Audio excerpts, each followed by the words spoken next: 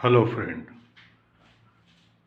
Last video में हम लोग ने metal and non metal class 10th NCERT पर डिस्कस किए थे फिजिकल प्रॉपर्टी के बारे में। और फिजिकल प्रॉपर्टी में हम लोग ने देखा था कि बहुत सारा जो आपका एक्सेप्शंस के रूप में भी है और मेटल और नॉन मेटल को सेग्रीगेट करके अलग से रख पाने में थोड़ा डिफ़िकल्टी है।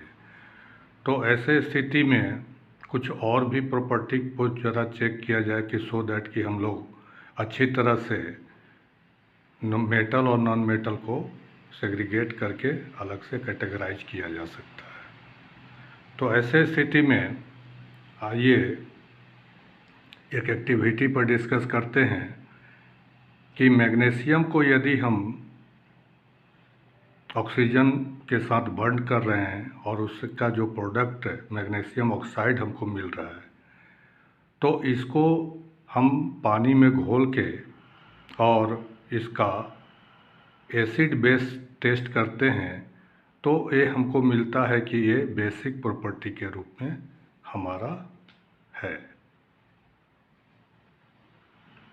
तो लिटमस को ब्लू किया है। उसी तरह सल्फ़र को ऑक्सीजन के साथ बर्न करके सल्फ़र डाइऑक्साइड जो कलेक्ट कर रहे हैं गैस को और उसको वाटर में डिजोल्व कर रहे हैं और फिर उसका टेस्ट कर रहे हैं लिटमस से, तो हमको मिलता है रेड, मतलब एक एसिडिक प्रॉपर्टी के रूप में दिखाई देता है। तो यहाँ पर हमको एक इन्फरेंस मिल रहा है कि most non metal produce acidic oxide when dissolved in water. On the other hand, most metal gives rise to basic oxides.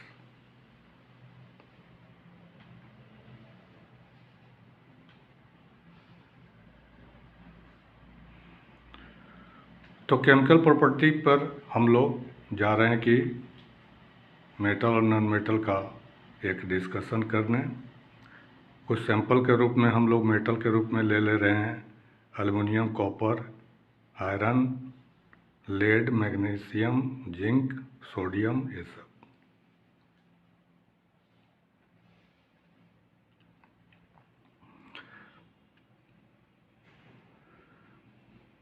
अब पहला एक्टिविटी में है कि what happens when metals are burned in air. अब सारे मेटल्स को हम क्या कर रहे हैं कि एयर में बर्न करने का कोशिश कर रहे हैं। तो burn the metal with protection, ये सारा आपका एनसीईआरटी बुक का ही लाइन बाय लाइन वर्ड्स हैं। मैं उनको केवल एक्सप्लेन कर दे रहा हूँ सो दैट कि आपके एग्जामिनेशन पॉइंट ऑफ व्यू से या नॉलेज पॉइंट ऑफ व्यू से आपका कंसेप्ट बिल्कुल क्लियर रहे। बर्न कर रहे हैं, उसके बाद उसका जो प्रोडक्ट मिला, जैसे कि ऊपर में हम लोगों ने देखा कि जो जलाए थे उसका सैंपल हम लोगों ने लिया है और उसको कूल करके फिर पानी में डिजॉल्व करके चेक करते हैं। अब इसमें एक चीज़ और देखते हैं कि क्या सारे metal, which metal burn easily. तो ऐसे में आप पाएंगे कि अल्कली मेटल्स जितने हैं वो आपका इजीली बर्न होता है। जैसे सोडियम है, पोटेशियम है, लिथियम है, ये सारा जो है इजीली बर्न होता है। फिर मेटल को बर्न किए तो उसका कलर चेक कर रहे हैं कि उसका फ्लेम का कलर कैसा आ रहा है, फ्लेम का कलर कैसा आ रहा है। तो आप देखेंगे कि सिल्वर को यदि हम जलाते हैं तो वाइट कलर का फ्लेम के रूप में आपको मिलेगा। कॉपर को जलाएंगे तो ब्लू ग्रीन कलर का फ्लेम आपको मिलेगा। आयरन को जलाएंगे तो गोल्ड, ऑरेंज, ब्राउन इस तरह का कलर के रूप में आपको मिलेगा। सोडियम को जलाएंगे तो येलो मिलेगा। लेड को जलाएंगे तो ग्रे वाइट मिलेगा। मैग्नीशियम को जलाएंगे तो ब्राइट वाइट मिलेगा दार्जिलिंग फ्लेम के रूप में। और जिंक को जलाएंगे तो ब्लू ग्रीन से लेकर पेल ग्रीन तक आपको कलर मिलता है। तो एक तरह से ये भी देख रहे हैं कि जब हम मेटल्स को जला रहे हैं तो वो अपना अलग अलग कैरेक्टरिस्टिक के रूप में, कलर के रूप में शो कर रहा है। ठीक है। उसके बाद फिर हम लोग चेक कर रहे हैं कि how does the metal surface appear after burning. जब जला दे रहे हैं तो उसका मेटल सरफेस में कलर में क्या चेंजेज आ रहा है। तो जनरली देखिएगा कि ब्लैकिश हो जाएगा और उसका जो लस्टर है, शाइनिंग लस्टर, वो ख़त्म हो जाता है। जब भी हम मेटल को बर्न करेंगे तो एक तरह से शाइनिंग लस्टर उसका जो है ख़त्म हो जाता है, और due to depositions of the oxide of that metal. और इसीलिए जब भी हमको यूज करना होता है तो फिर से उसको सैंड पेपर से रगड़ के क्लीन करना पड़ता है उसका लस्टर को चेक करने के लिए। उसके बाद आपका एक्टिविटी में दिया हुआ है कि decreasing order of their reactivity towards oxygen. तो हमने कुछ यहाँ पर एक लिस्टिंग किया है, आप इसको देख लीजिए कि इस तरह से जो है ऑक्सीजन से जो रिएक्शंस है उसमें कौन कितना फास्ट करता है। तो पोटेशियम है, सोडियम है, कैल्शियम है, फिर magnesium, aluminium, zinc, iron, lead, copper, mercury, silver और गोल्ड। तो इस तरह से उसकी रिएक्टिविटी डिक्रीज होते चला जाएगा। ठीक है।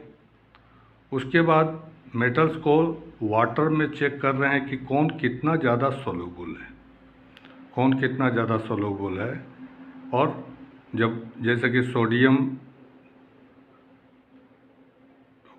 सोलूबिलिटी से रिलेटेड यहाँ पर उसके ऑक्साइड जो बने हैं उसका चेक कर रहे हैं। तो सोडियम का ऑक्साइड को वाटर में डिजोल्व करते हैं तो सोडियम हाइड्रोक्साइड देता है। कैल्शियम का वाटर में चेक कर रहे हैं, पहले कैल्शियम का ऑक्साइड बना, उसके बाद वाटर में डिजोल्व किए तो कैल्शियम हाइड्रोक्साइड बना। अब यहाँ पर सोडियम हाइड्रोक्साइड तो वाटर में इजीली डिजोल्व हो जाता है, मगर कैल्शियम हाइड्रोक्साइड वाटर में डिजोल्व नहीं होगा। ऑक्साइड ऑफ हार्ड मेटल जैसे कि copper oxide, zinc oxide, iron oxide, ये सब जो है वाटर में डिजोल्व नहीं होता है। वहीं पर lithium, sodium, potassium, rubidium, calcium, calcium, ये सब का ऑक्साइड जो है वो वाटर में डिजोल्व हो जाता है। बेरियम, मैग्नीशियम का ऑक्साइड वाटर में डिजोल्व नहीं होता है। Almost all metals combine with oxygen to form metal oxide. तो ये एक जनरल फार्मूला के रूप में भी आपका बन रहा है कि मेटल को ऑक्सीजन के साथ कंबाइन कर रहे हैं तो उसका मेटल ऑक्साइड हमको मिलेगा। Almost all metal combine with oxygen to form metal oxide. When copper is heated in air, it combined with oxygen form copper 2 oxide, और उसका कलर जो है वो आपका ब्लैक कलर का ऑक्साइड के रूप में मिलेगा। ठीक है। यहाँ पर रिएक्शंस है, कॉपर का ऑक्सीजन के साथ रिएक्शन करा रहे हैं तो आपका कॉपर ऑक्साइड मिल रहा है जो कि ब्लैक कलर का होगा। वहीं पर एल्युमिनियम का ऑक्साइड जो है वो आपका वाइट कलर का मिलेगा। मेटल ऑक्साइड जितना भी मिलेगा ऑलमोस्ट वो बेसिक नेचर में मिलेगा आपका। बेसिक नेचर को चेक करने के लिए जब हम कोई एसिड से रिएक्शन करा रहे हैं तो न्यूट्रलाइजेशन रिएक्शंस हो रहा है, उसका सॉल्ट एंड वाटर हमको देगा। But some metals oxide shows both acidic as well as basic behaviour. तो कुछ ऐसे भी मेटल ऑक्साइड हैं जो कि दोनों बिहेवियर आपका देते हैं, जैसे कि एल्युमिनियम का ऑक्साइड एसिड के साथ रिएक्शन करके एल्युमिनियम क्लोराइड और हाइड्रोजन दे रहा है। वहीं पर अल्कली के साथ रिएक्शन करके, बेसिक के साथ रिएक्शन करके और सोडियम एल्युमिनेट देता है। तो यहाँ पर आप देखेंगे कि कुछ मेटल्स ऐसे हैं जो कि उसके ऑक्साइड्स दोनों बिहेवियर शो करते हैं। Metal oxides are insoluble in water, but some of these dissolve in water to form alkali। तो मेटल ऑक्साइड जितने भी हैं जनरली वाटर में डिजॉल्व नहीं होते हैं, मगर उसमें जो डिजॉल्व होते हैं उसी को आप अल्कली के रूप में लेते हैं। ठीक है, तो जो मेटल ऑक्साइड जो वाटर में डिजॉल्व हो जाएगा उसको हम अल्कली कहेंगे। तो सोडियम ऑक्साइड जो है वो आपका वाटर में डिजॉल्व होगा तो सोडियम हाइड्रोक्साइड बना। ठीक है, तो यहाँ पर सोडियम हाइड्रोक्साइड अल्कली है। उसी तरह पोटेशियम ऑक्साइड वाटर के साथ डिजॉल्व होकर KOH बनाया। एक्वस का मतलब होता है कि वाटर में डिजॉल्व है। फिर एक और एक्टिविटी है, एक्टिविटी 3.9 जो आपके बुक में है। All metals do not react with oxygen at the same rate. Reaction तो ऑक्सीजन के साथ होता है मगर उसका रेटिंग जो है रिएक्शन का वो अलग अलग होता है। All metals do not react with oxygen at the same rate. Different metals और डिफरेंट रिएक्टिविटी टुवर्ड्स ऑक्सीजन। अब यहाँ पर देखिए कि पोटेशियम और सोडियम जो है, पोटेशियम और सोडियम है, ये इतना विगरस रिएक्शन करता है कि ये फायर तक कैच कर लेता है। Most metals such as potassium and sodium react so vigorously that they catch fire if kept in the open। और इसीलिए इन सब मेटल का माने ऑक्सीजन से इतना झगड़ा होना है कि इनको जो है अलग रखना पड़ता है ऑक्सीजन से कट करके, और इसीलिए इनको हम लोग ऐसे चीज़ में रखते हैं जो कि ऑक्सीजन का कांटेक्ट नहीं होने दे, जैसे केरोसिन। तो पोटेशियम सोडियम को जो है आपका केरोसिन में डिजॉल्व करके रखते हैं। At ordinary temperature surface of aluminium, zinc, lead etcetera are covered itself with a thin layer of the oxide. तो कुछ ऐसे मेटल हैं जो ऑर्डिनरी टेम्परेचर पर ही ऑक्सीजन के साथ रिएक्शन कर जाते हैं और उसके ऑक्साइड बना लेता है एक थिन लेयर के रूप में, और उसके ऊपर एक परत के रूप में वो चढ़ जाता है और जिसके चलते उसका कलर डल हो जाता है। ठीक है, और यहाँ पर देखिए कि ये जो एक थिन लेयर का कोटिंग हो जाता है ऑक्साइड का, इससे उसको फ़ायदा होता है। खुद अल्युमिनियम, जिंक, लेड ये सब जो मेटल हैं तो वो अपने को प्रोटेक्ट करने के लिए ऐसा एक लेयर तुरंत ऑर्डिनरी टेम्परेचर पर ही बनाकर अपना एक तरह से कपड़ा के रूप में पहन लिए, ताकि फर्दर और ऑक्सीडेशन से वो बच सके। कि जितना मेटल ऑक्सीडाइज होता जाएगा वो मेटल का लॉस है, इसलिए अपना एक थिन लेयर बना लिया सो दैट कि अंदर का जो मेटल है वो बचा रह जाए। और जब भी हमको मेटल से रिलेटेड कोई रिएक्शन वगैरह केमिकल रिएक्शन कराना होता है तो इसलिए हमको उसको थोड़ा रगड़ के साफ़ कर लेना पड़ता है उस मेटल ऑक्साइड के लेयर को हटाने के लिए। अब यहाँ पर ऑक्सीजन का रिएक्शन अदर मेटल के साथ जैसे देख रहे हैं आयरन के साथ, iron does not burn on heating. अब हीट कर रहे हैं तो आयरन बर्न नहीं हो रहा, मतलब ऑक्सीजन ऐड नहीं हो रहा है। बट आयरन फाइलिंग जो है, फाइलिंग मतलब एक तरह से बुरादा, आयरन का बुरादा को अगर फ्लेम पर डालेंगे तो वो विगरसली बर्न हो जाता है व्हेन स्प्रिंकल कर रहे हैं फ्लेम ऑन द बर्नर। ठीक है,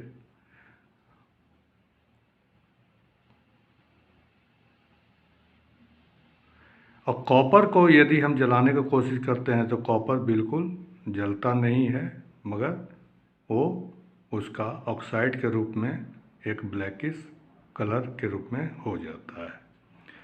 वहीं पर गोल्ड और सिल्वर है, वो बिल्कुल ही ऑक्सीजन से रिएक्शन नहीं करता है हाई टेम्परेचर पर भी, तो ये नॉन रिएक्टिव विथ ऑक्सीजन है।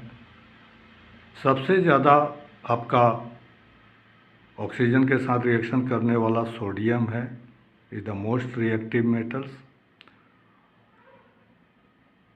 उसके कंपैरिजन में मैग्नीशियम इज लेस्ट विगरस।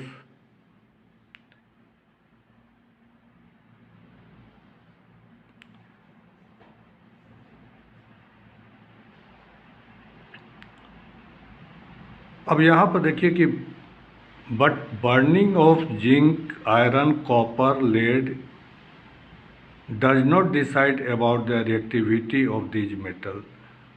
ठीक है, तो जिस तरह फिजिकल प्रॉपर्टी हम चेक कर रहे थे, बहुत सारा केमिकल प्रॉपर्टी भी हम चेक किए, और कुछ मेटल ऐसा है कि वो बर्न नहीं कर रहा है। ऐसे स्थिति में हम लोग डिसाइड नहीं कर पाते हैं कि उसकी रिएक्टिविटी से रिलेटेड क्या है, तो इसके चलते कुछ और भी टेस्ट की ज़रूरत है, जिससे कि और मेटल और नॉन मेटल में हम फर्क के रूप में कर सकें। तो ऑक्सीजन के बाद हम लोग अब हाइड्रोजन वाटर से H2O से रिएक्शन करके चेक करते हैं कि what happens when the metal react with water.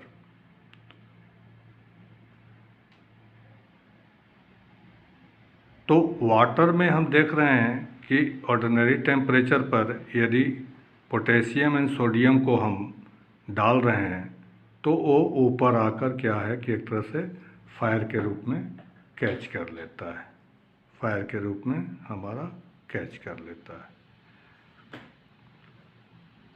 उसी तरह आपका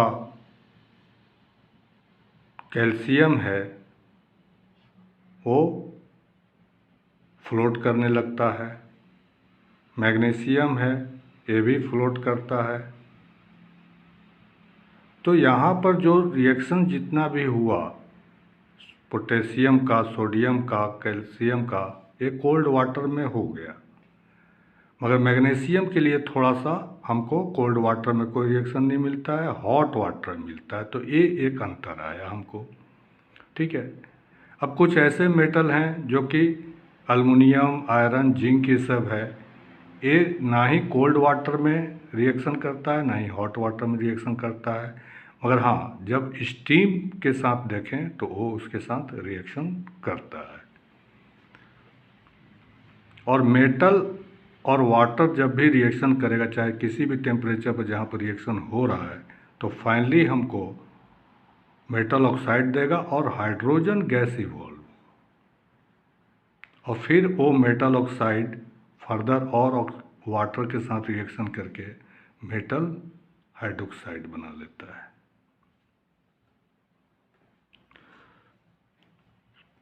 अब यहाँ पर रिएक्शन कुछ पोटेशियम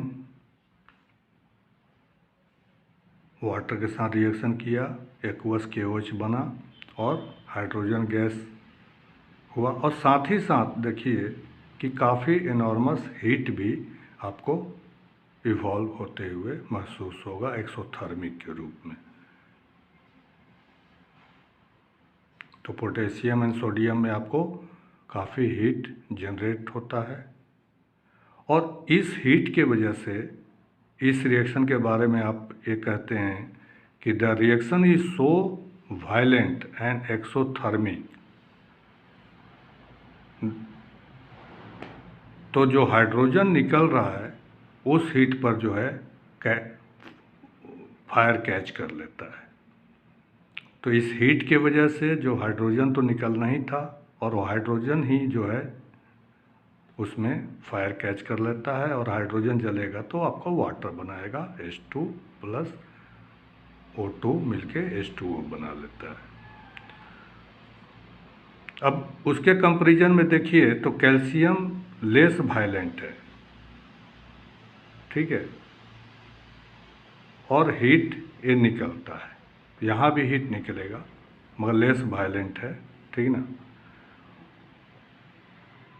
और जो हाइड्रोजन है यहाँ भी फायर कैच कर लेता है। अब कैल्शियम के साथ होता है क्या कि जैसे ही आप वाटर में डालिएगा तो जो हाइड्रोजन जो निकला वो बबल्स जो है वो कैल्शियम के साथ उसके सरफेस पर स्टिक करके और उसको अपलिफ्ट कर देता है और उसके चलते वो फ्लोट करने लगता है।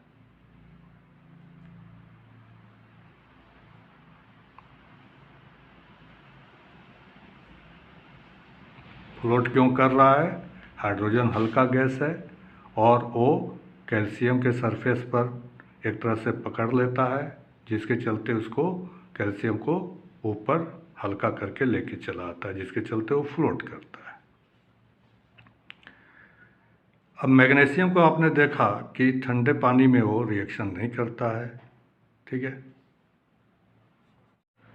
मगर मैग्नीशियम हॉट वाटर में रिएक्शन करता है। और मैग्नीशियम यहाँ भी जब भी वाटर के साथ रिएक्शन करेगा तो उसका हाइड्रोक्साइड बना लेगा और हाइड्रोजन गैस के रूप में आपका निकल जाएगा।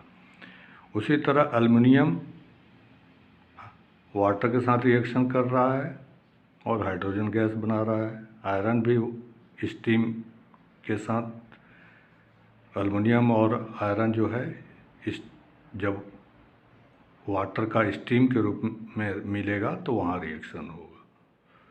अब यहाँ पर कुछ ऐसे मेटल हैं जैसे कि लेड है, कॉपर है, सिल्वर है, गोल्ड है, ये वाटर के साथ भी रिएक्शन नहीं करते हैं।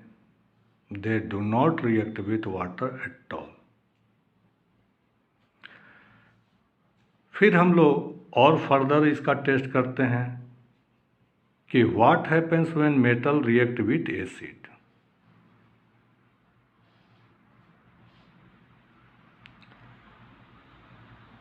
तो metal react with acid to give a salt and hydrogen gas.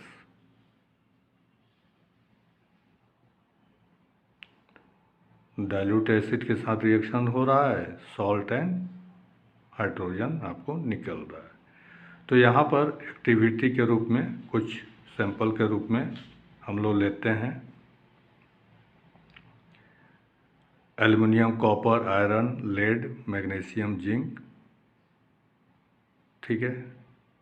Sodium and potassium को नहीं लेते हैं एसिड के साथ रिएक्शन करने के लिए, और सारे मेटल्स जो हैं उनको रिएक्शन कराना है, इसलिए पहले हम लोग क्लीन कर लेंगे और उसको डाइल्यूट एसिड में हम लोग रख देते हैं। तो बबल का फॉर्मेशन हमको मिलेगा, ठीक है।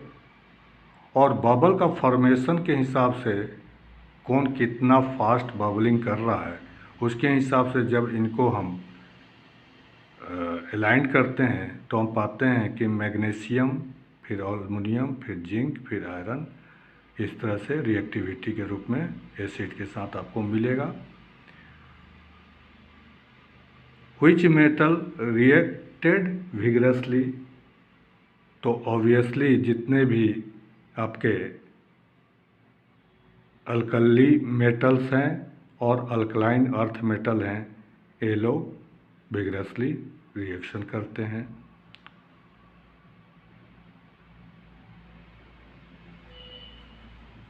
एसिड के साथ जो रिएक्शन हुआ उसमें सबसे ज़्यादा हीट कौन प्रोड्यूस किया, तो आपको मिलेगा कि मैग्नीशियम है जो हाईएस्ट हीट आपको टेम्परेचर पर लेके जाएगा।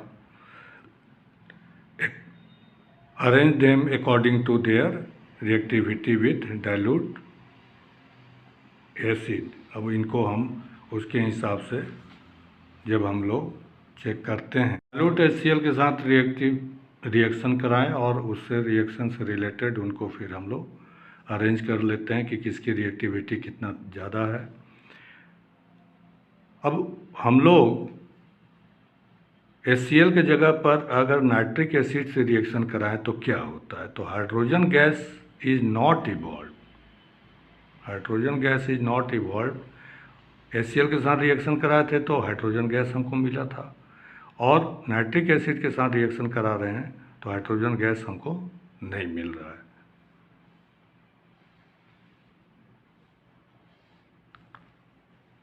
अब नहीं मिलने के पीछे क्या कारण है?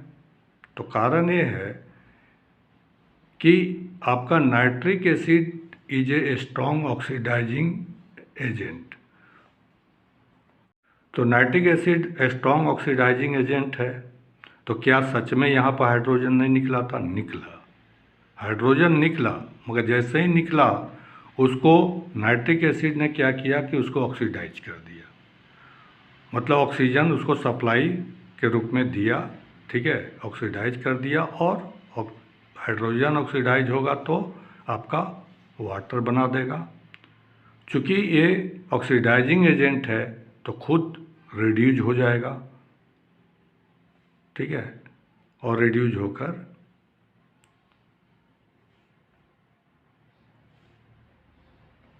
नाइट्रोजन का ऑक्साइड बना लेता है। कुछ एक्सेप्शंस भी हैं कि अब जैसे मैग्नीशियम है या मैग्नीज है, ये काफ़ी डाइल्यूटेड अगर हम नाइट्रिक एसिड लेते हैं तो उसके साथ रिएक्शन करता है और हाइड्रोजन गैस देता है। तो कुछ एक्सेप्शनल जो चीज़ सब है उसको भी याद रखना चाहिए, ठीक है, कि जनरल ये सारा जो हमको स्टडी किए ये सब जनरल कैरेक्टरिस्टिक्स के रूप में है, मगर कहीं कहीं एक्सेप्शंस है। जैसे आपने देखा कि मैग्नीशियम और मैग्नीज जो है वो काफ़ी डाइल्यूटेड अगर नाइट्रिक एसिड से करें तो वहाँ पर हाइड्रोजन गैस निकलता है। अब the rate of formation of the bubble is fastest in case of magnesium आपको मिलेगा। Reactions is also most exothermic मिलेगा, और रिएक्टिविटी एक तरह से देखिएगा तो डिक्रीज करता जाएगा। और इस तरह से हम लोग उसका लिस्टिंग कर सकते हैं कि मैग्नीशियम है, उसके बाद एल्युमिनियम है, उसके बाद जिंक है, उसके बाद आयरन है। Copper no bubble and temperature also remain same. तो कॉपर बिल्कुल रिएक्शन नहीं करता है, और रिएक्शन नहीं करता है तो इसलिए उसका टेम्परेचर में कोई फ़र्क नहीं पड़ेगा। यहाँ पर कॉपर अगर आपको इस तरह से दे दिया गया कि क्या प्रोडक्ट बनेगा, तो अगर आपको पता है कि कॉपर एसिड के साथ डाइल्यूट एसिड के साथ भी रिएक्शन नहीं करता है, जैसे वाटर के साथ रिएक्शन नहीं हुआ था, तो आप सीधा नो रिएक्शन के रूप में लिख सकते हैं। अब हम लोग ऐसा रिएक्शन कराने जा रहे हैं जिसमें कि मेटल को भी ले रहे हैं और किसी दूसरे मेटल के साल्ट सॉल्यूशन को भी ले रहे हैं, ठीक है। तो how do metals react with solutions of other metal salt? अब एक्टिविटी में आपके बुक में भी दिया हुआ है, अच्छा सा फिगर, आप उसको देख सकते हैं। सिंपल सा कंसेप्ट के रूप में ये है कि हम क्या किए कि बिल्कुल क्लीन कॉपर का और आयरन का एक तरह तार या नेल कांटी कुछ भी ले लेते हैं, ठीक है, मतलब साफ़ होना चाहिए। अब जैसे कि कॉपर का वायर को ले रहे हैं बिल्कुल क्लीन और उसको डिजॉल्व डाल रहे हैं हम आयरन सल्फेट के सॉल्यूशन में, ठीक है। फिर हम ऐसा कर रहे हैं कि अब आयरन का नेल को ले रहे हैं और कॉपर सल्फेट के सॉल्यूशन में डाल रहे हैं।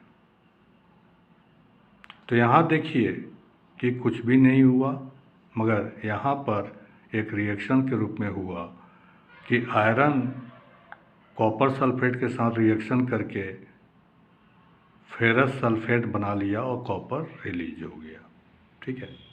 तो पीछे के चैप्टर में आप देखे होंगे कि कोई एलिमेंट जो है दूसरे कंपाउंड के साथ रिएक्शन करके उसको हटाकर खुद बैठ जा रहा है, तो ऐसे में क्या हो रहा है कि उसको डिस्प्लेस कर रहा है, और इसलिए उसको एक डिस्प्लेसमेंट रिएक्शन भी हम लोग कहते हैं, ठीक है। तो यहाँ पर ब्लू कलर का कॉपर सल्फेट का सॉल्यूशन था यहाँ पर, और वो ग्रीन कलर के में कन्वर्ट हो गया, जो कि फेरस सल्फेट का सॉल्यूशन के रूप में। तो यहाँ जो कलर जो चेंज हुआ वो हम समझ सकते हैं कि यहाँ पर कोई ना कोई रिएक्शन हुआ है। बुक में आपका रिएक्टिविटी सीरीज दिया हुआ है, आप इसको अच्छी तरह से 2-3 बार देखकर लिखकर एक तरह से उसका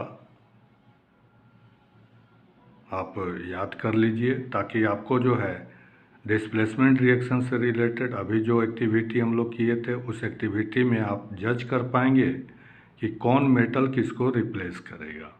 जैसे जैसे रिएक्टिविटी में हम लोग नीचे उतरते जाएंगे वो लेस रिएक्टिव है। अब जैसे कॉपर है और आयरन है, तो आयरन आप देख रहे हैं कि ऊपर में है, कॉपर नीचे में है, तो कॉपर सल्फेट में डालेंगे तो आयरन क्या है कि कॉपर को हटा देगा। तो इस तरह जो है ज़्यादा रिएक्टिव होगा वो कम रिएक्टिव वाला को डिस्प्लेस कर देगा। तो इसको आप समझ के बैठ लीजिए।